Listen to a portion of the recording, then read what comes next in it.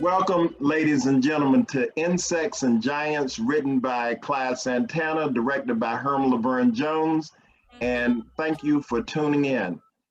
I want to say to Florida Memorial University and Fulfillment Theater Company and my actors and their families and friends, thank you. We are in our inaugural season of virtual theater. And I just give that a major thumbs up because that's where we are. And God bless all of those out there. Be safe and sound and try to keep everybody around you safe and sound. Insects and Giants, written by Clyde Santana, who is a partner of mine. And we have the Santana Jones Playwright Series. And we got a series of his plays we're going to be running from now through Saturday. And you can go to our site at www.TheatreSouth.net. Again, that's www.TheatreSouth.net. Theater spelled the English way, TheaTre, and the rest of it, SOUTH.net. I want to introduce now an actress who's 4 years old. And I am so proud to be associated with her and her family and the mother and father, Joe and Denise Attis. And we're introducing for the first time live and in color, Jana Attis. Ladies and gentlemen, meet Jana Attis.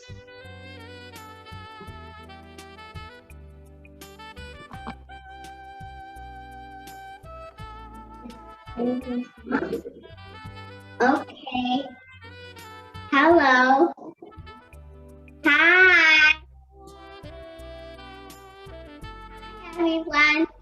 My name is Jana Jody Axis. So now I'm gonna tell you the 23rd song. So the 23rd song, the Lord is my shepherd, I shall not want. He maketh me to lie down in green pastures. He leadeth me beside the still waters. He restoreth my soul. He leadeth me in the path of righteousness for his name's sake. Yea, though I walk through the valley of the shadow of death, I will fear no evil, for thou art with me, thy rod and thy staff, they comfort me. Thou preparest a table before me in the presence of my enemies. Thou anointest my head with oil, my cup runneth over. Surely goodness and mercy shall follow me all the days of my life, and I will dwell in the house of the Lord forever. Amen. That was wonderful. That was wonderful. Mama, you can clap. Mama, you can clap. Yes, yes. Joe and Denise are grooming Jana. I'm grooming Jana. We want her to be in film and television. And I just want to thank y'all so much. And this is a family affair, everybody. And it's just beautiful, beautiful, beautiful that y'all are part of the TheatreSouth family, the Herman LeVern Jones' TheatreSouth family. And yes, absolutely. Mama, Dad, you got 10 seconds per person. Speak to our audience, please.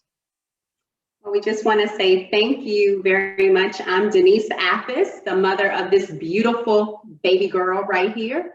And this is my hubby, Joe Attis, and I'm a father of my beautiful daughter. And we're grateful that we've been entrusted with this jewel, and we see amazing things in store for her. So thank you, Mr. Jones, for allowing us to even be connected with TheatreSouth. Yes, you want to go? What? Okay, you say thank you. Thank you, Mr. Jones. Thank you. Very good.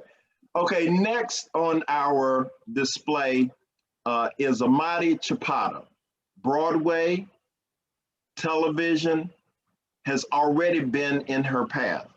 And she came to me at the same age that Jana came to me. And I'm just so proud and happy of Amata Chapata and her mother, Zandra. You've done a great job raising this child. So ladies and gentlemen, without further ado, we have Amati Chapata of Broadway and television. Hi, everyone. My name is Amati Chapata, and I just want to thank everyone for giving me this opportunity to be here. I'm very, very happy to be here, very happy to be back. I've been with TheatreSouth since I was like 4 years old, so I'm very, very happy to be here.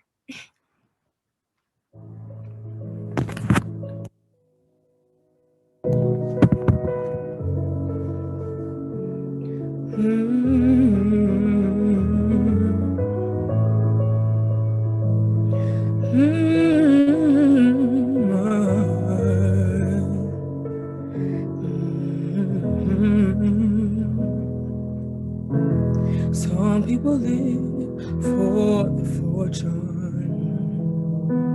Some people live just for the fame. Some people live for the power, yeah. Some people live just to play the game. Some people think that the physical things defines what's within, and I've been there before, but that life's a bore so full of the superficial. Some people want it all, but I don't want nothing at all. If it ain't you, baby, if I ain't got you, baby. Some people want diamond rings, some just want everything, but everything means nothing if I ain't got you.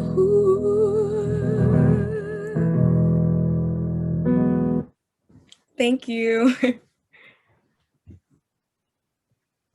That was amazing. Amazing. Thank you.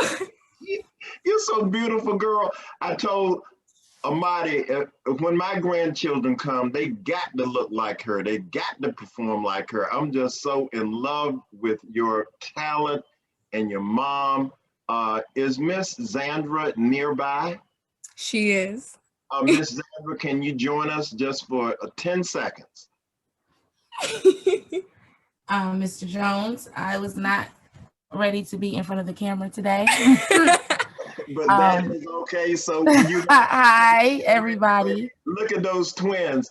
I want to thank you, Zandra, for grooming our Broadway star. Tell us briefly about the Broadway and the television series. Briefly, she was in School of Rock on Broadway. She played the role of Tamika, which was the shy young girl who turned into the dynamite powerhouse singer. So that was definitely an experience, living in New York, moving to New York in November. So anybody who's ever been to New York or lived in New York knows that those subway corners get a little brisky. So it was definitely a crazy thing to do that. And then from Broadway on to the Hollywood Bowl in LA, where she worked with Michael Arden, which is a Tony Award winning director, and Leah Salonga, David Allen Greer, Roger Bark. These are theater royalty. So it was really exciting thing to do that. And then from there, we went to Ghostwriter, that actually won an Emmy last year for outstanding children's programming. So it's definitely been a roller coaster and a ride, but we're so thankful and blessed to be here. And I really appreciate the opportunity to speak. Okay, wonderful. Thank you, guys.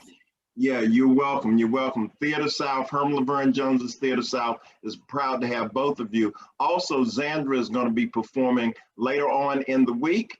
Yes. We have a week of performances, the 18th through tonight through the 21st.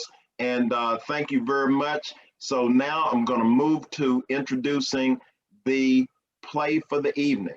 Ladies and gentlemen, we have on display tonight talent from all regions of the country performing tonight.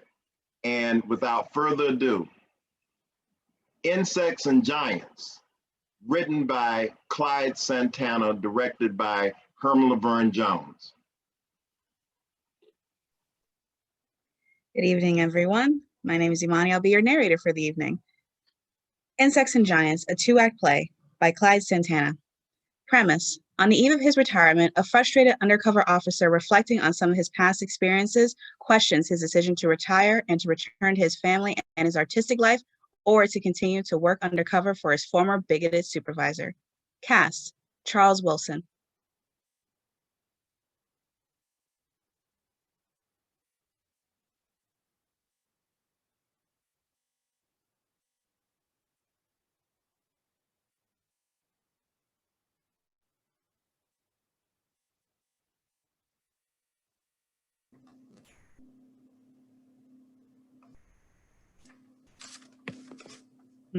Bo Conway. White, mid-50s. Charles is supervisor. A bigoted, manipulative man with a superficial smile. Knows how to twist the issues to get what he wants, and will lie about how he really feels to accomplish that.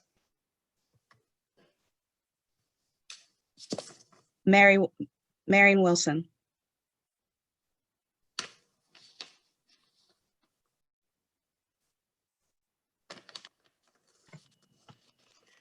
African American, late 50s, retired school teacher, sees the world for what it is and tries to make sense of it as she tries to encourage her husband to retire and for her to feel safe in her own home. Charles Wilson.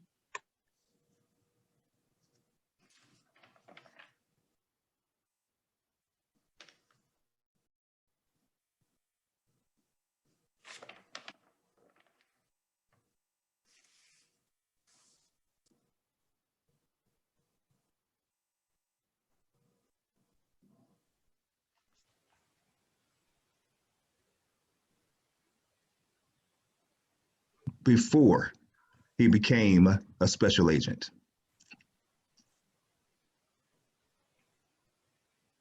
Barry Wilson. African American, late 20s, Charles and Marion's only child. Impulsive and very smart. Holds a PhD, yet sometimes reckless. Wants her father to retire. Desires her independence, but deep down lacks confidence in herself, making her believe that she needs to do something else. Outspoken, yet caring. Act 1. The interior of a small wood single-story home. The converted studio/den room is dimly lit. Several large unfinished paintings sit on 2 easels and up against the wall. A drawing table sits to the left of several large canvases that are covered. Several sketch pads are on the table along with drawings and paintbrushes. Hanging on the wall are several awards from both law enforcement and the military. Some coffee cans filled with paint sit on the floor. The small room is a huge mess. Charles Wilson, a man conflicted in his early 60s, sits in the painting studio. Undercover is every police officer's job if needed. But for some officers, it's the way for white case agents to be promoted, while the black track is a race that provides no finish line. Racism, that's the promotional finish line that we cannot even step on the track to cross. Sometimes you work right around the block from where you live. Other times you're hundreds of miles from home. But when you're out there without a gun and a badge and some rookie who's riding in the cover car is telling you how to act undercover, and you're not wearing a gun and a badge, God gets very real. It ain't about sitting in the leather upholstered church pew during the most segregated day of the week, shouting, "Amen, praise God." No, you're there, you're in the comfort of $1 million sanctuary. Out there, It's just you and an unseen God.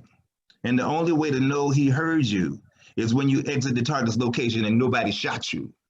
You put your key in the UC vehicle's ignition and turn it on, and that's when you say, amen. Undercover is a suicide mission, but the object is to not get killed doing it so that somebody who's in plain view will get promoted to lieutenant or captain or police chief or special agent in charge or write a book talking about the process. And the nameless character is you. Lights down. Lights up on Charles's studio. Charles is reading the news on his cell phone. Marion enters. Damn, you know that? Every time you read a story on your phone, another cop shot somebody who wasn't holding a gun. Maybe these departments ought to conduct eye exams to test if they can distinguish between a cell phone and a gun. And go into the right apartments. Maybe this young generation plays too many video games. Except they can't call a bullet back once it's fired in the real world. You don't have to say that twice. These millennials will shoot anything that moves once their virtual reality instinct kicks in. And if one of them yells gun, it's all over. Boom, boom, boom. The alley is lit up with gun barrel flashes and loud bangs. They forget that a human being is in front of them. Wasn't like that in the old days. We didn't have cell phones and we knew what a gun looked like. Wonder what I would have done. You would have ordered them to the ground. You never played video games. You always knew there was a human being in front of you. That's why I never trained myself to react to virtual reality shooting drills. And because I couldn't wear a gun undercover. Well, once you retire, you won't get the chance to be one of those old wannabes.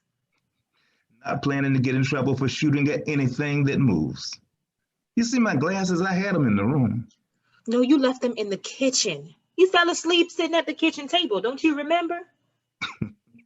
Yeah, sometimes I can't remember what happened a few minutes ago.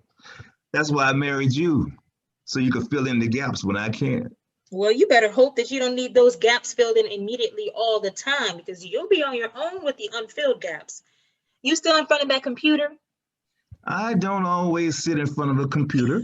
When was the last time I saw you not in front of it? Oh, come on, baby, you're being hard. On you? Yes. You haven't exercised in 2 years. All you do is surf the net, looking at equipment that you don't have any room to store in this little house. It's already too crowded. We raised that daughter Sam, do you Sherry see here. me? She wasn't equipment. Besides, I did most of that. Just yes or no, do you see me? Now, baby, when was I not around? Working all that overtime all around the state didn't count for you missing at home. Can you remember when you were? Just kidding. Anyway, your friend from school called. They wanted to know if you were coming to their daughter's wedding. What did you tell them? You're painting again? No, I didn't tell them nothing. I'm not providing any answers for you when you don't want to talk to them. I didn't say I don't want to talk to them. You don't have to. Every time you hear the phone in the bedroom ring, you just wait to see if it rings after 4 rings. Well, after 4 rings, our landline goes to voice messages. That's if you'd like to know that info. I answered the phone. Tell that to your daughter. She doesn't even call on the landline anymore. That's why she uses WhatsApp. She uses WhatsApp because it's free. Mm-hmm. You know, my sisters sometimes call on that house phone. Thought you'd like to know. Oh, now there you go trying to make me be the bad guy. Like I don't get along with your sisters. Didn't say that. Just said that you don't like to answer that phone because it might be somebody who you really don't want to talk to. And well, just so you know, your old buddy Bob said he's coming to visit you. Really? When? Next week. He's got cancer. Oh, no. Yeah. He said he wanted to spend some old dog time with you before he couldn't. And he asked me how you were taking retirement. I told him I didn't know what to say since you aren't retired yet. You could have told him I'm doing great. Are you? You just sit in this room staring at a box of plaques that frame your awards that you won't take the time to hang. sit in front of a computer all day, and none of the canvases have a single splash of new paint on them. Are you getting dementia, or am I sitting in the twilight zone where you, the artist, is frozen in time? Damn, come on now. Talking to yourself again? Just thinking. Well, you thinking someone done you wrong. Honey, why you gotta go there? Because I've been married to you over 35 years. Was that your old supervisor on the phone asking if you're interested in doing one more undercover job? So what you doing here? You eavesdropping now? No need to, as loud as you talk. He had some questions. And let me guess what they were. Marion, I'm retiring. We'll see. What does that mean? We'll see. You think I'm gonna do some part-time informant work? No, I didn't say that. You did. Isn't that how they trained you to work undercover at your agency? Covert answers? Well, right now I'm in my studio. That's a change from all the time you spent inside decaying housing projects trying to buy liquor and drugs. Have you put any paint on the canvases yet? Well, yeah, a little. But, you know, it's been so long since I did this. I kind of feel like Noodles from Once Upon a Time in America. And how is that? You remember Noodles? We told his old friend, Secretary Bailey, I haven't held a gun in my hand so long, I forgot how to hold one. Why do you say that? Because I just haven't painted in a while. You paint with seems to fight the reason that you need to hold a paintbrush in it. Is that what you see? You know, I remember knowing an artist who painted 50-foot-long wall murals, made image-empty ghettos into urban museums. Why did you start to hate that life? I had to make a living. You could have continued to paint. The outdoor museum came down once gentrification appeared. Mural painting wasn't paying the bills, and Sherry came along. Come on, you know that. So working undercover satisfied that. I know you did what you had to do, but that life is about to finish. Pick up the paintbrush, Picasso. Put one stroke in front of the other. Sometimes it's hard to remember. Well, you don't have to do it alone. What do we have to do? So first you have to prepare your palette. See, we still make a good team. Guess we go back a long way. I remember when I met you.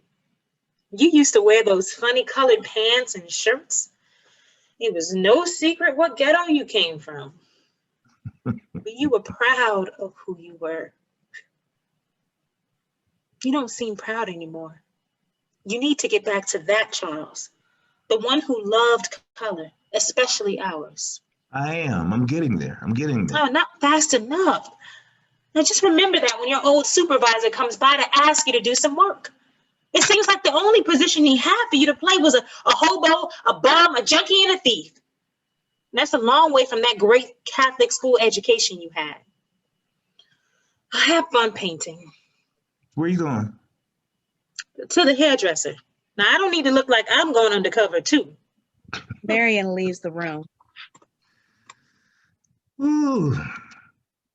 My wife, my friends, my kid, everybody wonders why I still write and try to finish these paintings. Maybe, deep down inside, there's a little small force that tells me that I must continue. Even when no one produces my plays or buys my paintings, I'm still an artist. Deep somewhere in my soul is a voice that demands that when I wake up, I must pick up my pen and write and my brushes and paint. Tortured by these voices. Every time I wander in the den and I stare at my past, I get confronted by unfinished work. Nightmares stare back at me without compassion. Images that existed in my distant past. Charles picks up an old stage play. Had to be a fool. Had to be a fool. Write a stage play about my undercover work and think other writers would believe that it really happened. I still remember that playwright who wrote a criticism on my stage play when the main character was pissing on the wall to avoid being shot by bad guys. He said, that doesn't seem to be believable. I wanted to tell him, In the real world, pissing on that wall while staring down the barrel of a Glock 9mm saved my life that day, but I didn't say anything. Because he had 3 stage plays professionally produced to my none. Guess I didn't realize that the world doesn't believe in reality. It doesn't really happen on stage. After a while, you get tired of writing stories that nobody believes, that nobody wants to produce. Marion enters. Maybe you wrote the wrong play. Why would you say that? Because in our home, Walter Mitty came alive. He was an Army Reserves officer, cop, writer, painter, coach, teacher. Marion picks up the script and tosses it in the garbage can. Marion. Here's the play you need to write. Peter be damned, the boy who grew up but can't retire. I won't grow up, I won't grow up. Yes, I need to work this snitch job. Yes, I need to work this snitch job. An informant from my old boss. An informant from my old boss. So that he can be in charge even after I retire. Do we have to go there? Yes, because for 35 years, it's what we've lived in. Your world. Hearing your story, feeling your pain. Did you ever think that we were suffering too? Did you ever put aside your pain to ask the question, is my family hurting too? My work never hurt you, guys. You never asked how we felt. How you felt? Sherry and I watched you night after night head out dressed like a bum, gangbanger, player, OG dope fiend. Whatever it took for you to sneak into some gangbanger's place, get that damn probable cause so that your supervisor and his buddies could brag about executing another successful search warrant. I used to sit up and pray every night you went out. And no one ever came to my door to deliver the one message that no wife wants to hear. Marion, this is not necessary. That he's not coming home. Ever again. But that's what I kept inside all these years. Especially after seeing you in that hospital waiting room that night after 3 thugs jumped you. And nobody came out to treat you because they thought you were a drunken bum. And so they left you bleeding in that emergency room lobby until a cop who knew you came out and told them that you were the undercover officer who got beat up. I mean, what did they expect an undercover officer to look like working in the hood? Come on, baby. It's not that night, Sherry and I hurt really bad. But we didn't say anything. We just thank God that when we rushed into that emergency room that night, that you were alive. That was a long time ago. Every night is a long time ago when you have to wait up for the person you love to put his key in the front door. And that's when you know that his undercover detail is finished for that night. Every night became a long time ago because Sherry and I prayed it wouldn't be your last. You hear me? Your last. I'm here now. Then tell Bo straight up that you're finished. Don't make excuses. You've done your time, baby. It's time for us to enjoy what's left. I'll tell him. I will tell him. Will you?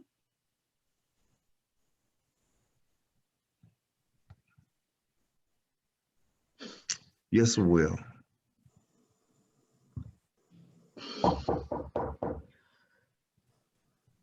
I guess I spoke too soon. Wait, Marion. Tell him I'm not home. Tell him I'm busy. I can't see him. Your supervisor. You tell him in person. That way he can hear it for himself. Marion, please. Just stand. Face your fear. Special Agent Bo Conway enters. He walks over to the table and plops down a 5th of Nottinghead whiskey on the painting table. He then picks up an open newspaper. Charles. Another Black Lives Matter demonstration. Just what we need. When they're going to start protesting the black-on-black killings in their own neighborhood? You reading this? It keeps me up on current events. And since when did you become interested? In this? I've always thought black on black killing was wrong. But what gets me is when these protesters start scrutinizing every police officer that gets into an altercation with an armed suspect and shoots him just to stay alive. So white cops haven't shot any unarmed citizens? Some made mistakes, but black cops have shot unarmed black men too. So we all got a hand in this. I never shot anybody. And the guys you and I worked with, they never shot anybody either. And those that did, they were justified. I'm not talking about them. Then who the hell are you talking about? What? Drop the subject. I didn't bring it up, you did. Now, I'd like to hear more about your opinion. What do you think? At this point in my career, I'm not trying to think about anything at all. I respect your short timer's chain. I guess that's what it is. Yeah, that's what it is. Any more thoughts? Thoughts? About working undercover after you retire? I haven't even retired yet, and here you talking to me about this? Just putting the word in your ear early, buddy. Both of my ears are closed, even at this early stage. Charles, I know you. You enjoy busting criminals. I've seen more smiles on your sneaky face when you got them than you care to remember. Maybe what you saw and mistook was my frustration, covered by a smile. You don't want to get so bored, friend, that you freak out and sign yourself in some hospital psych ward because you got nothing to do? Don't worry about me reaching boredom. I got plenty to do. Look around. Looks like you got plenty you're stuck on. We'll talk again. Have a nice day, old buddy. Bo exits. Charles stares at the doorway, then looks at the bottle of whiskey. He picks it up. Oh, buddy. Mighty white of you. Mighty white of you. On the eve of my retirement, you had to bring me the cheapest bottle of Naughty Head whiskey money could buy. Guess you believe my future is going to be sneaking into old nip joints, trying to become an alcoholic. And when I come out, let everybody outside know that we, correction, that y'all busted another house and then disappear like I never existed. Maybe I should take a drink.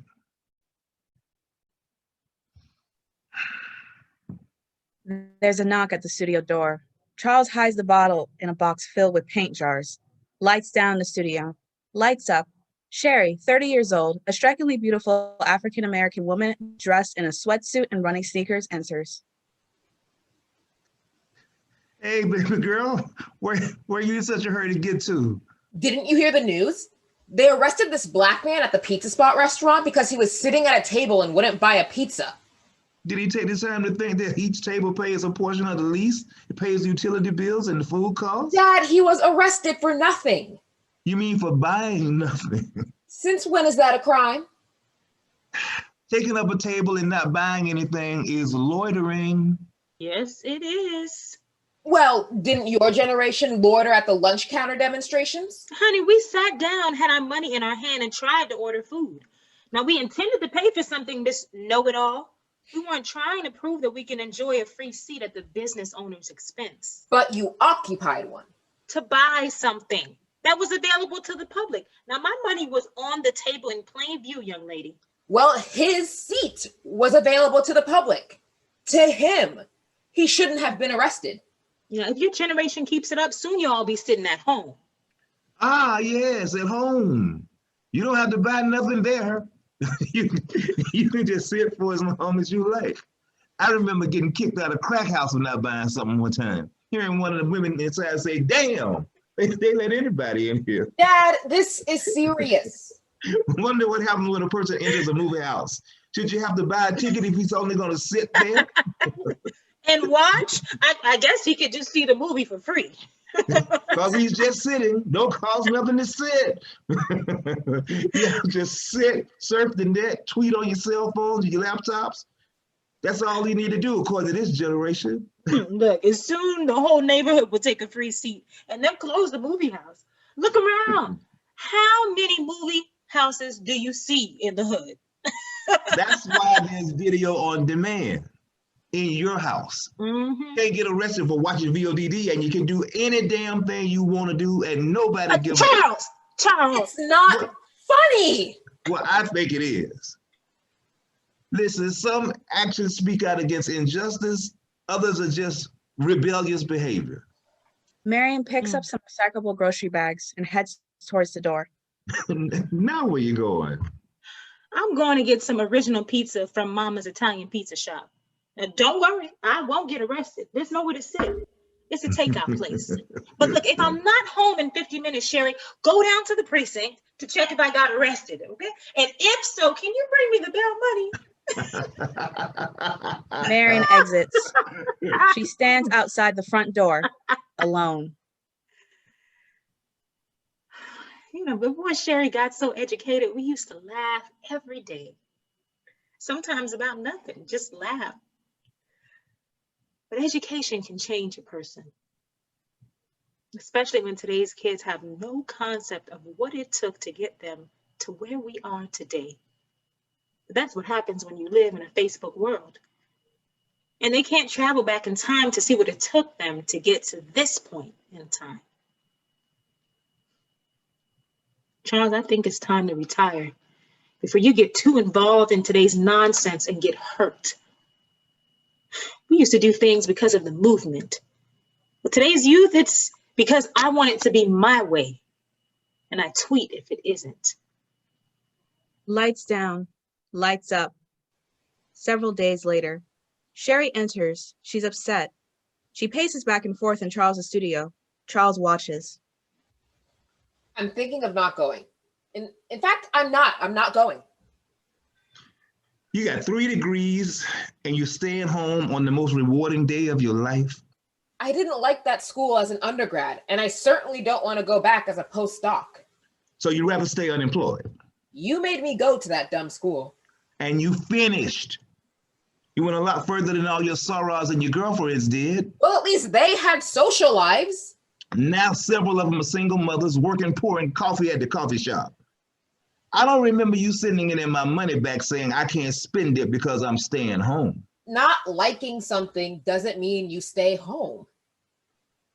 So tell me, what does it mean? Dad, I didn't mean it the way it sounded. Oh, sounded? You want to know what I think? When you were hanging out at school, kicking back in the student lounge, chewing on a burger and sipping on a milkshake, you want to know what I was doing some days? I was buying dope, stolen medicine, car parts, gambling. I know what you did. Oh, did you? Were you with me playing my stick man? Smelling like a drunk, acting like a junkie? Hoping that somebody recognizes, that nobody recognizes you.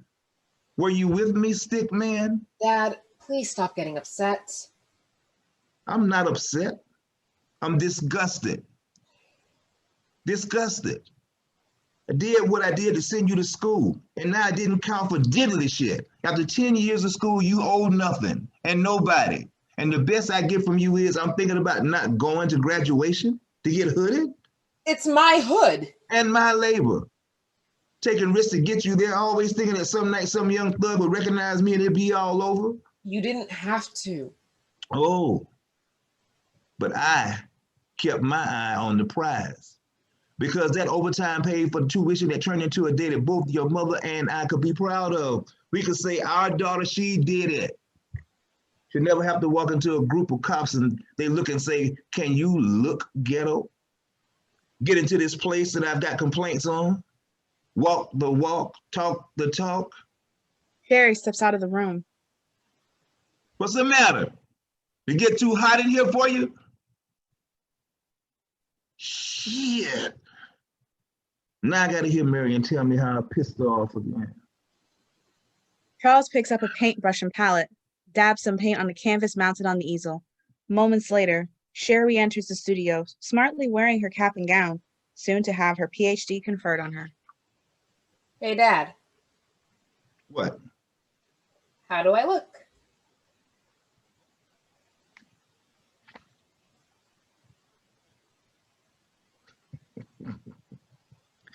You look like a Wilson with class. They Yeah. hug. Lights down. Charles walks up to the foreground. Lights up. You want to know why her being hood is so important to me? When I was a young lieutenant in the Army, I had this young black soldier who wanted to apply to West Point. Yeah, the MAPS prep program. Be the first in his family to go to college. He had the grades, almost maxed out his SATs, way more than what he needed to be accepted. I gladly signed off on his recommendation, just knew he had a chance. Later that morning, the XO caught up with me in the mess hall. I felt his hand as he grabbed me by the collar. I turned around, he grinned, and then let go. I guess he saw the troops were still eating. He pulled out the boy's application and tore it up into little pieces and sprinkled them right in front of my face.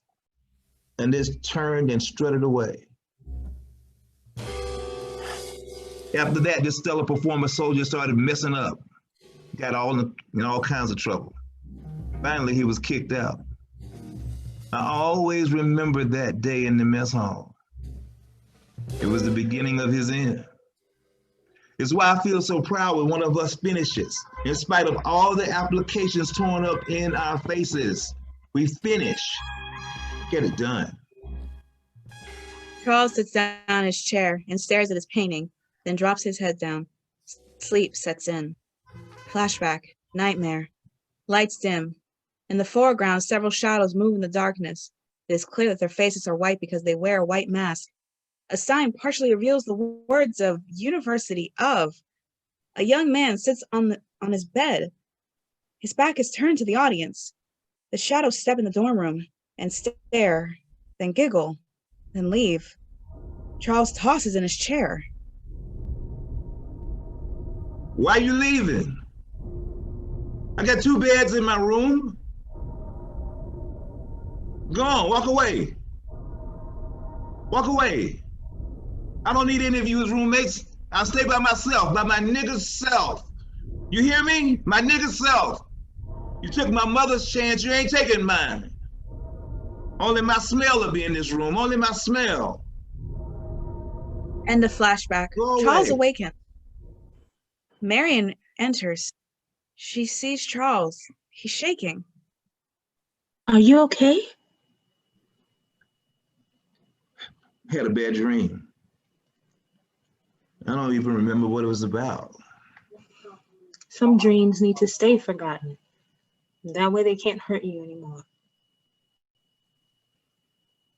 Marion takes a tissue from her pocket and wipes Charles's forehead. Lights down, lights up. Sometime later, Sherry enters, standing behind her father, stares at him rubbing paint on the canvas, starts to say something and stops, starts to walk away, then turns around, faces her father who just realized that the paint was standing behind him. Whoa, you startled me. Didn't know you were behind me. You're losing your touch. 10 years ago, you would have heard me breathing outside the door. Had to listen carefully for when you had an asthma attack. You were always there. Can't remember a time when I was having trouble breathing and my dad wasn't standing by my bed with my inhaler ready. The old peace pipe. That's what you used to say. Time to smoke 'em peace pipe. And you were always ready to make peace. Except you never took a puff. Well, I outgrew the asthma episodes myself. Besides, they didn't have inhalers when I was young. Just foot-long syringes that they stuck in your butt for tears to your eyes, long ones. I cried many a day, especially when that doctor came to the house, took out that dreaded black medical bag and said, "This is gonna hurt me more than you." Oh, yeah. Dad? Why didn't you let me study music in college? I played well enough to win a scholarship. But your grades were high enough to win a medical school scholarship, a full one. But you wanted that, not me. I wanted you to be successful at something you could be proud to be. You don't think I would have been proud of being a concert pianist? No, I'm not saying that. So what are you saying? Maybe you thought I'd be unemployed or worse, playing in some kind of smoke-filled bar trying to fill up a dollar bill tip jar? I knew you had talent. Then why did you stop me? Why? Your grandmother. Your grandmother was a pianist. She trained under one of the greatest piano teachers in the early 40s, was his premier student, except Black girls didn't become concert pianists. I couldn't see the same thing happen to you. But this isn't the 1940s. You're right, it's not. So then what's the point? These last few years, the country seems to be taking us backwards. Ready for a little history, Miss Musician? Let me name a few people. Tell me if you know who they are. Riri Grist, Muriel Smith. Do you know either of their names? Any of them ring a bell? Okay, let's start with Riri Grist. Riri Grist. Riri Grist, whatever. Why are you interrogating me? Why are you questioning me? Because you need to know these answers. To whatever? Whatever sang the first original West Side Story Broadway performance finale song Somewhere, and she sang it from the pit. Not from the stage, from the pit. Had a voice angels would have begged God to have, yet racism reduced her to singing that song from the pit, undercover on Broadway. A genius artist, singing the most beautiful song of the show from the pit, damn it, because she was colored. Now, let's deal with Muriel Smith. Opened as the original Carmen Jones in the original 1940s Broadway musical, Carmen Jones. But in the 50s, film was at its greatest, and that she had to sing voiceovers for Zsa Zsa Gabor. Remember the song Moulin Rouge? Zsa Zsa didn't sing it, Muriel did. Valley High in South Pacific, same thing. Talented and beautiful as Muriel was, she wasn't good enough to show her face with her talent because she was colored. And colored didn't play lead roles in white men's movies if they looked Black. I pushed you into science because I knew what would happen to you in the arts. Look at me. I didn't want you to end up using your genius to play from the pit or be a voiceover for somebody else. I'm sorry. I didn't know. Let me put a few more brushstrokes on this canvas before I forget what I was trying to do. Maybe it wasn't your time yet. At this point in my life, it doesn't matter. What matters is you. You're our future. I love you, Dad. I know you do, baby girl. That's why I was ready every night with your peace pipe. Dad, shut up. Gives her father a loving daughter's hug, then exits. Dad, you've been there for me more times than I can remember. But why are you so conflicted? You don't have to sit down at the table every night and tally up your projected expenses and money coming in, scribbling down figures, trying to stretch them so that I could have all the things that you never had. I've made it, and Mom's retired. We can more than take care of ourselves. You don't need to hustle anymore. You don't need to create another master slick to hold this ship together. There's no more storms to fight at sea. I pray every day that you'll have some peace and retire. It's down as Sherry exits. Lights up. Charles enters.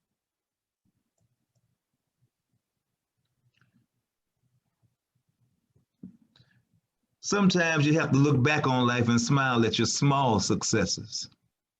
Moments when a simple action you took caused a small miracle to happen. Many years ago, before I became a cop, I volunteered at the local PAL. I was coaching kids that nobody else would let on their team, coaching them into believing that they could be winners. Yeah, but just a relay baton, practicing on a truck covered every day with broken glass from liquor bottles hurled like grenades by drunk thug sailors or soldiers. Telling these kids that in this broken down playground, miracles could happen. Marion enters. I remember one day meeting this little kid after my relay team had just won the boys 12, 13-year-old 40-yard relay. He was a little boy, 11 years old, at one of the biggest youth championship meets in the wealthiest town in the state. And he was track team homeless. He didn't even have a uniform to wear. His t-shirt and those cut down short pants were old and torn. His shoes were raggedy hand-me-downs. But there he was at the meet. And for some unknown reason, he sat down next to you. Then he started talking. Now, he wasn't dressed to compete, but when you asked, "Are you here to run?" he said, "I don't have the money to enter. So after the race starts, I jump in and run behind the runners to see if I could stay with them. And just before they cross the finish line, I drop out." Right through his t-shirt, I could see this big scar on his chest. And I asked, how'd you get that? He said, when I was a baby, I had heart surgery. So now to take my mind off what I don't have, I run the beach because it doesn't cost nothing and nobody stops you. Touched me. I dug in my pocket, pulled out $4 and asked, would you like to enter a race to see if you could win? And he nodded, yeah. I walked over to the registration table, purchased 2 runners' entry numbers to pin on his back, one for the half mile and one for the mile race. And your team captain gave him one of your old shirts, then hustled up some shoes from one of the 11-year-old runners who had just placed second and was finished for the day. He lined up, and he was next to about 20 taller white kids dressed in expensive jerseys. But there he stood, proud in his patchwork quilt uniform. The runners were called to the ready position. The starter's pistol fired a single blank. And as the group of runners broke for the turn, he tripped. Yeah, I just thought I just ruined this kid's life forever. Entered him in this race that he couldn't win. And worst of all, he trips at the start. And then suddenly, your team leader rushed up to him. He was yelling, get up, you can catch them. Then paced this kid, now in last place, all the way around the track. A full quarter mile, he was screaming at the top of his lungs for this kid not to give up. By the end of the first lap, the little boy whose name I never knew was just 10 yards behind the pack. And your team captain kept on pacing and shouting encouragements to him. Then on the final turn, he was in connecting distance to the top 3 runners. It was a race to the finish line, a race he had to win or lose alone. I don't know if I said a prayer, but in my heart was probably every one I could think of. I could almost hear his little heart pushing every bit of oxygen through it. Stride by stride, his little legs cut down the lead on runners much taller than him. And at the finish line, he ducked his little chest and broke through the ribbon. I couldn't believe he won, but he did. Yeah. Wasn't a lot of time for congratulations. I told him we got to focus on the mile run. Come on. And you said, let the tall boys cut the win for you for the first 2 laps. And then on the 3rd lap, catch up to the lead runners. Don't get tripped up. Stay out of the pack. And he did everything you told him. Yeah. It was like watching a gazelle running with the pack. Then on the back stretch of the 3rd lap, he was shoulder to shoulder with the lead runner. It was a 2-man race. The starting pistol sounded. The final lap had begun. Next thing you knew, he dropped his arms to his side, increased the length of his stride, and snatched the lead. At that moment, I saw his true champion spirit. It just merged. He opened the entire pack by almost 70 yards. The race was his. And then on the back stretch, he increased the lead to over 100. It was amazing. And at the finish line this time, the whole infield and the spectators in the stands knew who won. It was the kid with the old shoes, cut down shorts, and borrowed t-shirt. I never saw that kid anymore. But on that day, he also won the 11-year-old Outstanding Runner Trophy. And he wanted to give me his medals because I paid for them. Ooh, I just pray that we have more thoughtful kids like him growing up in the world today. Charles, you volunteered a lot to help others. It's time you volunteer to retire, to get your rest. Marion hugs Charles tenderly as the lights slowly dim. Lights up, Sherry enters. They extended my contract 2 more years. That is good news. And they increased my salary by $20,000. I'm in line for tenure. Well, when you're a genius, they're going to have to give it to you anyhow. Because you're going to get it anyway. Sherry high fives Charles. You always used to say that. An old friend used to say it to me whenever I got down. God rest his soul. Baby girl, I'm so proud of you. Well, now that you don't have to worry about me anymore because I'm a big girl, what's up with your retirement date? It's 1 day away. No part-time work? No part-time work. No undercover? Everything I do is in plain view. You know you don't have to cover for me anymore. I appreciated every moment that you were there for me. Even when I cussed you out because I thought I was too grown, you still paid my bills. You had a mouth. I learned from the best. But you always knew when to say something when to stay quiet. I had to. There's 2 women in this family. But only one dad. And he was a responsible father, even when he was undercover. I love you, Dad. I hope you're proud of me. I can't think of a time when I wasn't. That's a memory you'll never have. By the way, can I borrow some of the house money until I get paid? I got you. I got you. I'm just playing. So am I. Continues to dig into his pocket, pulls out his wallet, counts out $100 bills and $20, hands the cash to Sherry. He smiles. Always knew I had a genius. Except you had a daughter. Wouldn't have wanted it any other way. Now go on, get out of here. Get back to work before it's too late. You never change. That's how I survive.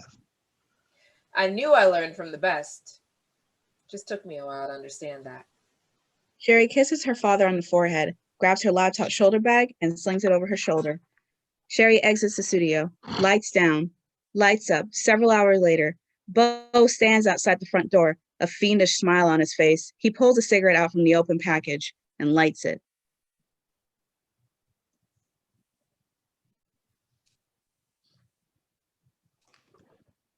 This nigger ain't happy about nothing. Makes more money than my people out in the country. And he ain't picking cotton or tobacco. He ain't working his fingers down to the bone or burning the skin off his back with the sun. But he ain't satisfied. He's got a big house. Daughter's got a PhD, MD. Hell, his wife's retired. But he ain't satisfied. I'm just trying to do him a favor. Put a few dollars in his pocket for being a snitch. Hell, he's done it for 25 years. It's all this affirmative action bullshit that's to blame. These guys, this works too good for them. Making these poor niggers uppity. You better get that uppity attitude under control, little buddy. There's a whole lot of broke niggers out there that do this job. Take this cash, shut your mouth, and just be happy. Bo knows how to twist the issue to get what he wants, and he'll lie about it, and just to accomplish his goals. Bo pinches out the lit cigarette end. Surprised, he looks at the 3 paintings sitting on the easels. Didn't know you were this talented. Guess you forgot about the training films, the posters, and the PSAs that I created for the agency. My bad, I should have remembered. They showed them for years all around the state. And their creator remained undercover. Unknown. Guess that's the story of my life. We remember. Well, I suppose that should make me feel a little better. It should. So, any more thoughts about you working this operation for me? I'm counting on you. DEA's got this house under surveillance, and you fit the part. I always fit the part. Guess they didn't call because they knew you were coming to ask me. It's a bad place. Been there for years. Got this old gal. She buys her weed and coke there. She's working off charges. She can take a nigger in if it's her boo. Now that's how she said it. Seems like the sound of her saying her nigger. You like that? Guess I'm gonna get screwed and not buy the snitch. Look, you know how I feel about you. Didn't you just say it? That's a low blow. All I need you to do is... Stop. For once, let's talk about something else besides me busting niggas. We can talk about anything you want to talk about. Then we got to get back to this operation. You, not me. Why is that? Because I'm retired. And I'll be coming out of undercover work forever. Maybe you need a little more time to rest. Think it over. I'll be back next week. That house ain't going anywhere. Yeah, it's been there for years. Until we get it, little buddy. I'll stop by next week after you had a little more time to think about it. Bo smiles, then exits. I do the work again, and you get all the credit. Shit. Sometimes I think about how I got picked to go undercover.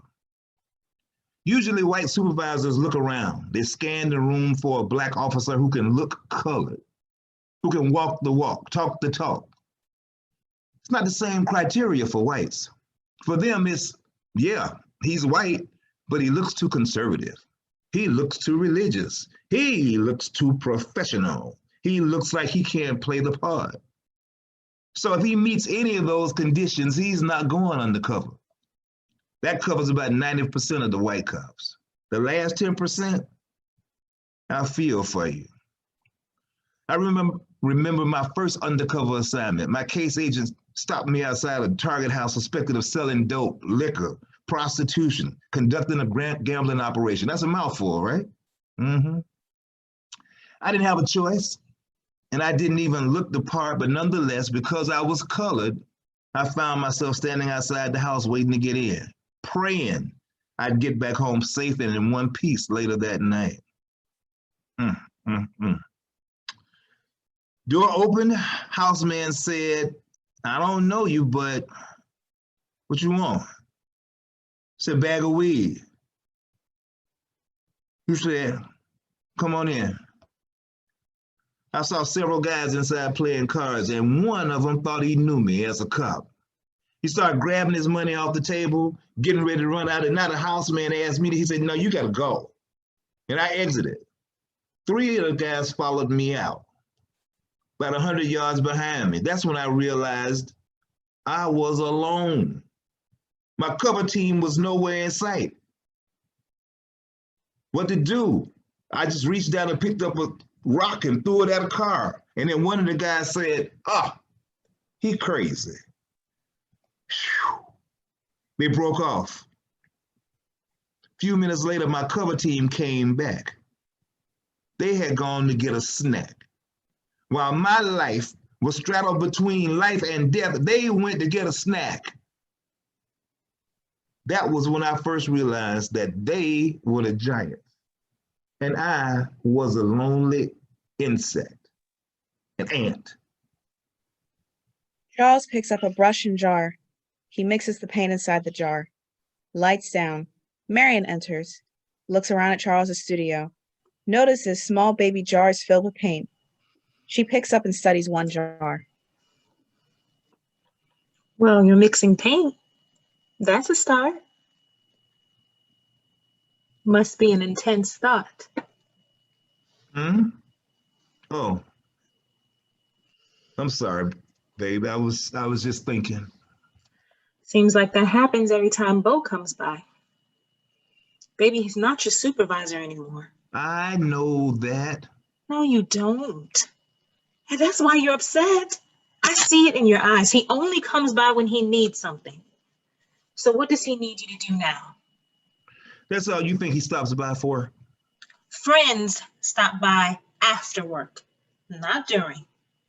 Oh, that's hard. That's speaking the truth. Since when did Bo ever invite us to visit his home and his family on the weekend when he wasn't working?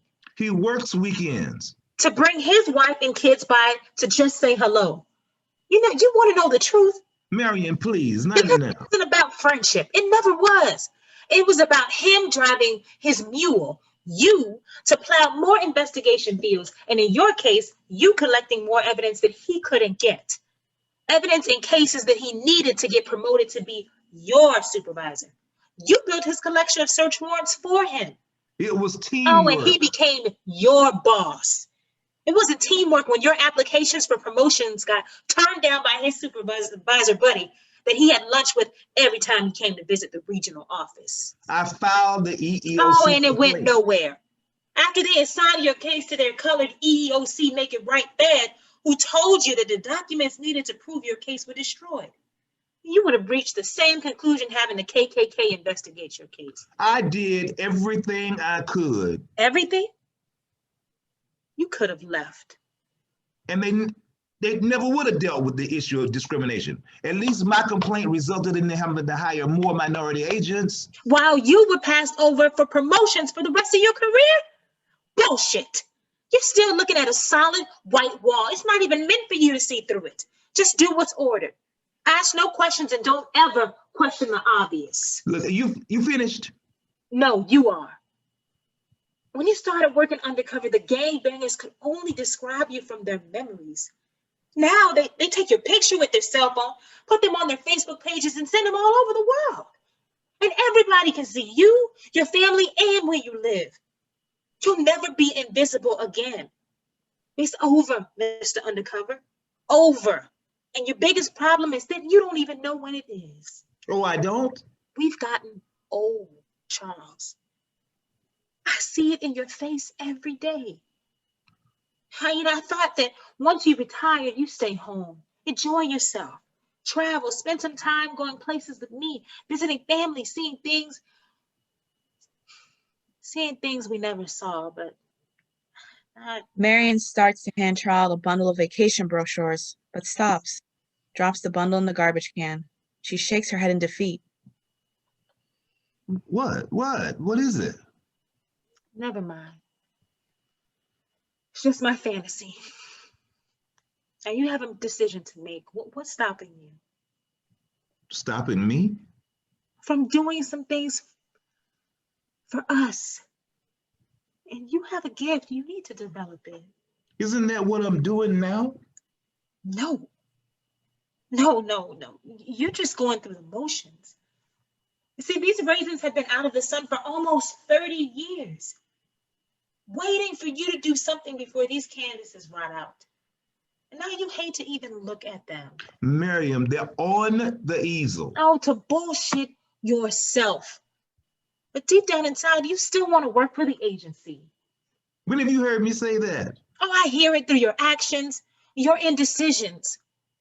You're struggling to cut it all loose, but for some reason you can't. Can't you see, babe? Your undercover days are finished. They're finished. Take some time out, just for us.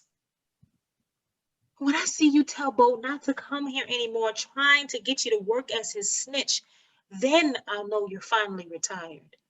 He's got a right to ask. Give me a reason.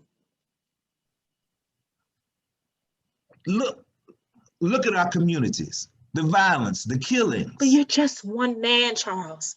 Yeah, well, there are others. They don't make the newspapers or TV reports, but they get out there every time they're asked to go out in the jungle to keep it safe for their families, struggling every day to do the right thing. That's what Black Lives Matters really means. Charles, you don't have to get all excited. Excited? I'm not. It's just what I believe, that I've held inside for me for many, many years. You know why I never took part in a Million Man March? You never said. Because before we march on Washington as men, we need to march on our black butts back home to the families. Start calling our baby mamas mothers. Take care of our children, the ones that we sired and left, because that's what really matters. It's not talk, preaching, demonstrating. It's working, supporting, fathering one child at a time, one child, one home at a time. That's the village's glue. If only there had been no slavery in this country. Good God. I need a drink. Charles grabs the whiskey, puts off the cap, and takes a long swig. Silence as the lights go down. End of Act 1. 5-minute intermission.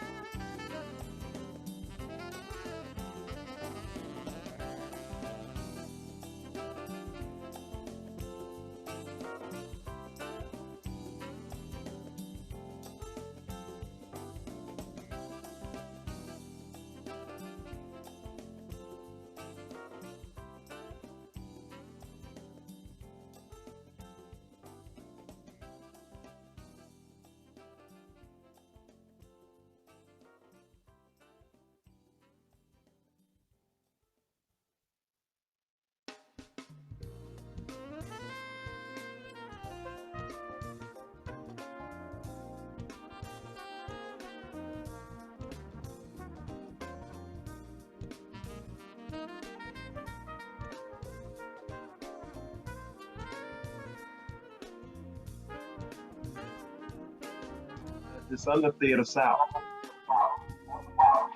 Huh?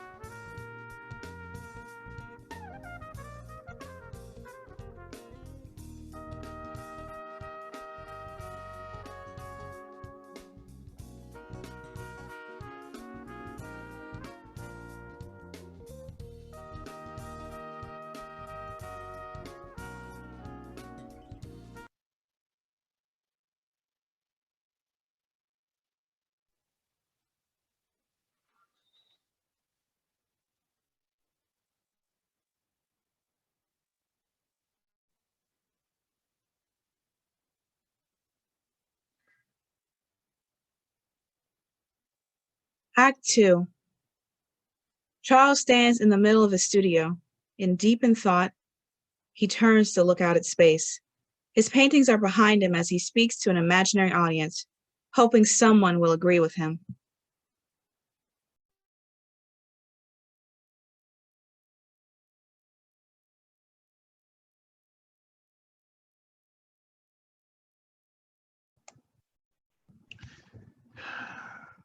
After all these years, why would I want to paint again? Be easier to put a badge and a gun back on, sneak into bad guys' houses. I'm an expert at that. But am I really? Guess I have to face the fact that I'm getting too old to be a special agent, and why would I want to be a snitch without a badge? Maybe it's because I don't want to be forgotten by those who work with me. Covered my butt. But in time, they'll forget me too and go on to cover another fool like me, or a snitch. One who's a little bit more expendable than me. Maybe the last 20 years of my life can be spent as an artist. Or one who's a writer, a human being, somebody who uses his real name, not Clearwater, or Pookie, or Chucky, or Mini-Me. Yeah. Maybe it's time to finish these paintings. I gotta start somewhere. Got a great wife, wonderful daughter, good friends who love me. I can paint and travel, sometimes get a good meal and not have to worry about how to pay for it. What else is there to want? Bo, it's over. You hear me, Bo? It's over. Charles, is something wrong? You feel okay? I never felt better.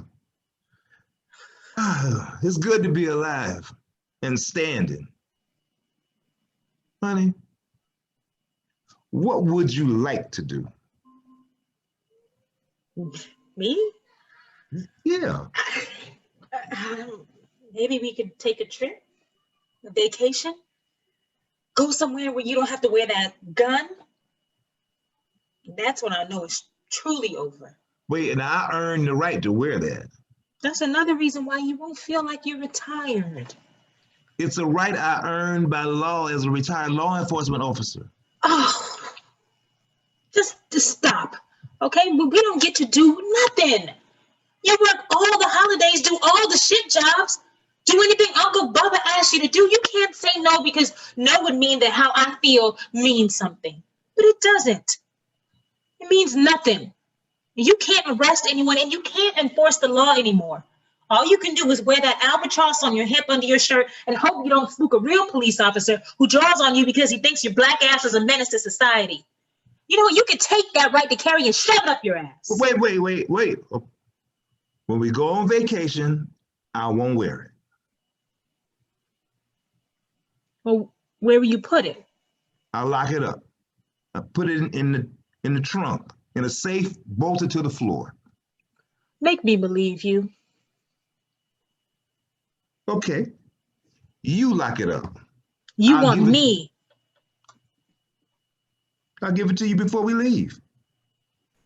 Are you sure you want me to lock up your gun?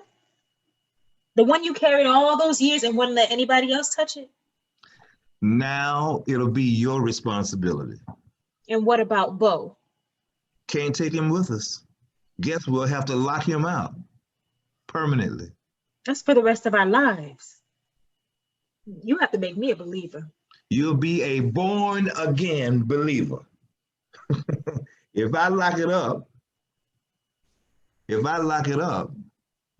will you open something else? Oh, don't you get nasty with me, Mr. Charles Wilson. Well, you know what kind of work I did. And I'm a church-going woman. Yeah, but you're a passionate lover. Oh, Charles Wilson, stop that talk right now. I can't. You taking my gun from me. Charles, stop. You're such a mess. Charles playfully holds Marion in his arms, repeatedly smooches her on the cheek. Lights slowly fade to black. Lights up, sometimes later. Charles's studio. Bo enters. He's all smiles. He has some papers rolled up in his hand. He approaches Charles, who is busily putting paint on his 2 canvases. He feels Bo's presence behind him, but he doesn't look directly at him. I got your clearance papers ready. You just need to sign them. So you think I'm retiring to become a snitch? You're not a snitch. What else am I to the feds? I was a snitch when I carried a badge because it wasn't a federal badge. Now, I don't have one. I'm a snitch with a retirement badge that I can't carry. You've got your pride and our respect. And a case file number with a marking that says paid informant that a young white federal agents will have access to. I'll call them special agent and they'll just call me Charles. Maybe Chucky or Pookie, one of those street near names because I can walk the walk. You don't have to go there. And talk the talk. If I sign them, where else do I have to go? If you ain't knocking on my door, it'll be one of them feds. If my wife answers, I can hear them talking to her. Federal agents, we need to talk to your husband. I went through a lot to get you this. Tired? How hard could that be when they can't find anybody internally? A lot is just showing them these young grads with a badge and a face, a nigger face. It's not like that. Then what is it like? You tell me. What did you do different to get me this snitch job? Tell them I didn't have a record? Did you tell them I'd be a paid informant, not a criminal informant? You're not just a paid informant. No. To them now, I'm just an expendable snitch. If the bad guys kill me, I'm just one more dead nigga killed in a world where black lives don't matter. And if you're an ex-cop, your life don't matter at all. Are you finished? Almost. This thin blue line, right here, this thin blue line. What do you think of it? Think of it? That gets crossed when crooked racist cops play on the edge and push people. Push people? Stop acting ignorant. You know what I'm talking about. Is it what you did when you asked you if you, what is it what you did when they asked you if the suspect sold your snitch the dope? Did you say he did it, knowing damn well that your snitch was too drunk to remember? You need to watch your mouth. And you need to listen. When I worked undercover, I knew who I busted. I didn't get an arrest warrant until I was damn sure that I had the right guy. Even when I investigated privileged folk who had the leaders of the General Assembly track me down in my police vehicle and threatened to end my career if I didn't back down. But occasionally, you cross the line, get one for the glory. To you, it was about numbers and not people's lives, just numbers. And one of those numbers could have been mine. You need to calm down. Oops, I forgot. I'm talking to a sworn officer of the law. Am I a threat to you? You want to arrest me? Charles turns and holds his hand behind his back. I'm an unarmed citizen. Why are you doing all this crazy shit? Because you and your colleagues didn't fire them when they lied on their investigation. You know why our POTUS says it's all fake? Because we all lie, especially when we get caught. Then it's about who gets locked up and who gets a pass. I don't need to identify somebody. I just gave them a stone and said, throw it at the guilty. Guys like you are born with a pass. Do anything you damn well please, but guys like me, a stop sign planted in front of us, reminding us every day not to pass go. I never gave nobody a pass. Remember Harley? The agent who sat in the back of your cover car with me and said to the white teenage snitch, I ain't sending no white kid into a place where niggas loiter all day. You know, I wasn't there. I told you. You didn't investigate him, you gave him a pass.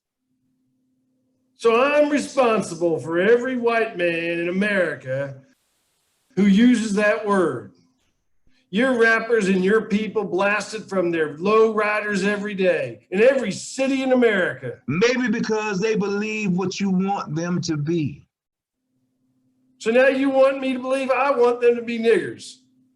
We're not all bigots. Hey, just forget it. The world I live in isn't your reality. It'll never be.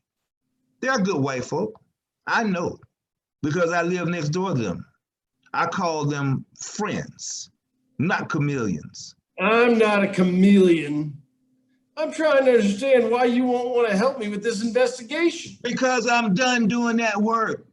People like us aren't insects, little ants. And you're not the giants. You can't order me to do your bidding just because I'm an insect to you. I never said that. You don't have to. It's the system that supports what you do. It makes me something you'd like to squash. If you didn't need me to help you get a stinking promotion, our friendship wasn't good enough. I applied for that promotion. You were asked. At those special luncheon meetings, the ones that your director and your buddies went to as you walked by my office, and not one time was I asked to join. Even when my door was wide open, I was invisible. You enjoyed the light while I got used to the darkness of the ant holes. All these years, I built you a honeycomb so you could enjoy the honey that I could never taste. A long time ago, I watched a video on YouTube. 5 ants fighting a wasp, a flying insect with a deadly sting 50 times larger than them. You know who won? The ants. Not because they were bigger, but because they didn't give up. I'm retired, Bo. Charles, you'll always be a cop. Tomorrow morning, I'll just be a retired civilian with a loving wife and a daughter. Charles walks towards the door and opens it, signals Bo to leave. So this is it. We're still friends. If you want to come by for a drink, come on. We'll talk about old times. Charles, I'll think about it. Bo walks towards the door. Have a nice day. Don't you want to wish me a happy retirement? Bo doesn't answer, quickly exits, a dejected look on his face. He's no longer sporting the swag he initially entered with. Lights down, lights up. Marion stands in the middle of the studio. She looks at Charles. He looks tired. You were right. I had to get rid of this albatross around my neck. It's finally over? Ain't doing this anymore. Charles grabs the bottle of whiskey. His hand shakes as he pours its contents into the water bucket he uses to clean his paintbrushes. Just don't know what to do. Marion puts her arms around Charles, gives him a wife's loving hug of support. Just do what you think is right for us. Will I make it? Charles, don't we always end up on the other side, standing? You've been on the battlefield for a very long time. It's okay to come home. No one will ever know that you're gone. And like racism, there's no transparency in the undercover world, just things that operate in the shadows. Marion pulls back the dark window drapes. Bright sunlight floods the room. It exposes several finished paintings. They're beautifully executed. There's a beautiful world out there, and we still have some time left in our lives to enjoy it. Mm-hmm. The curtains are open, baby. Only you can close them. Marion kisses Charles on the cheek. Gotta start lunch. 12 noon will be here in no time. Marion exits, lights down, lights up. Marion enters with Charles's lunch tray. She stops, sees a small box of travel brochures neatly stored inside. Had this idea. Since both of us are retired, I cashed in some stock and rented a condo in Palm Springs for a whole month. Palm Springs? Just for us. The paintings for my show are all done. It's time for us to travel, sightsee, dance the mambo, cha-cha, and the merengue, listen to salsa and soul music in some old funky cafes. Wait, why are you doing this? Because you were right. It's time for both of us to enjoy life for the first time in a long, long time. A whole month? Without Bo, without Sherry, without family calling to ask us to do something, a real vacation. Just for us. Oh, what about the house? Next door neighbors will check it. They'll call us if we need to come back for an emergency. This is our first big vacation. Since we were married. Oh, I've waited a long time for this. Ready to see the world? Charles turns off the studio lights. In the open? My undercover days are over. Charles opens his shirt. He isn't wearing his concealed gun.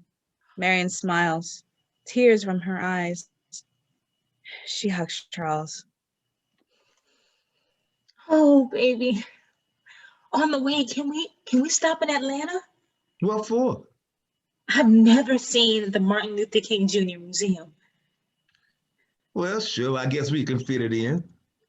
Undercover. Charles. Marion playfully swats Charles's arm as they walk hand in hand to the front door. Both turn, take one last look at the studio. Take care, old friend. You got a whole month to yourself. Marion and Charles exit. Light down. End of Act 2. Epilogue. Lights up. Charles walks to the front of the studio. He stops, looks out into the audience. 5 years have passed. His hair is increasingly more gray. Been 5 years since I've seen the local guys, the ones I worked with on the streets. Most of them were street cops, not supervisors, guys who work from the bottom in the ant holes, protecting those at the top. Occasionally they screwed up, but when you're at the bottom, very few passes are given to you. It's a nice world when you have privilege, when you can sit at the top of the WASP kingdom and tweet about the world's social problems that won't go away. They send us ants in to restore law and order to the most hopeless parts of the dying antholes. But whoever the next team is, there will still be poverty, hatred, gangbanging, crime, and victims who scream for help on one hand and yell Black Lives Matter on the other, then call 911 when predators threaten the safety of their loved ones. We laughed and joked about past operations. Then one said, Charles, when you left, nobody in the office, they could answer any questions. Nobody worked the undercover ops. There was nobody we could talk to that got the job done like you did. We know your job was to keep you alive. Every time you took off your gun and badge and went into those disorderly places that needed to be stopped. We loved you, brother. Sometimes we wish we could have taken your place. For the first time since I retired, I felt tears in my eyes. They were real. They were the guys that did the heavy lifting, day after day for those at the top. In the end, you will realize that you need the ants to do the heavy lifting for the giants to survive. Charles turns and walks into the darkness. The lights fade to black. The end.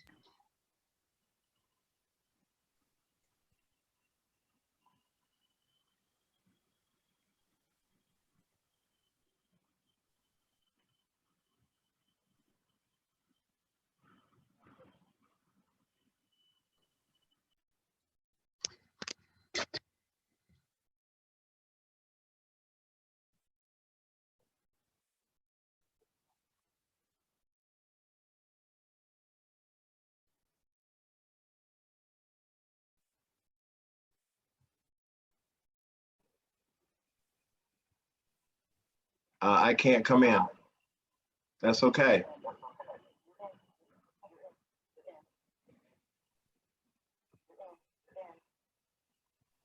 I'm trying to get it going. Oh, hey, everybody. Thank you so much for attending. This is absolutely wonderful.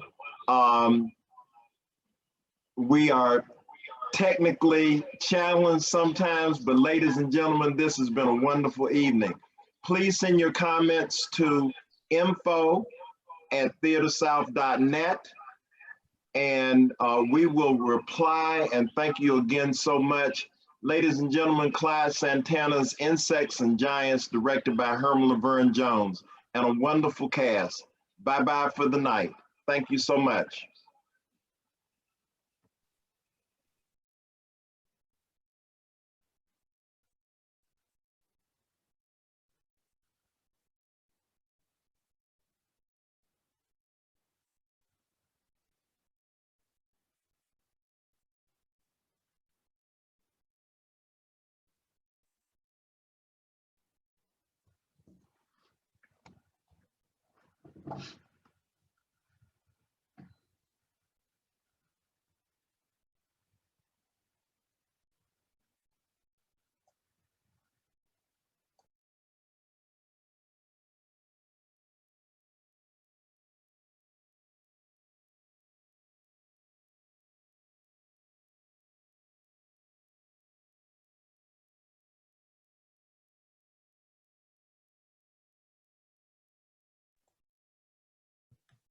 Great job, guys.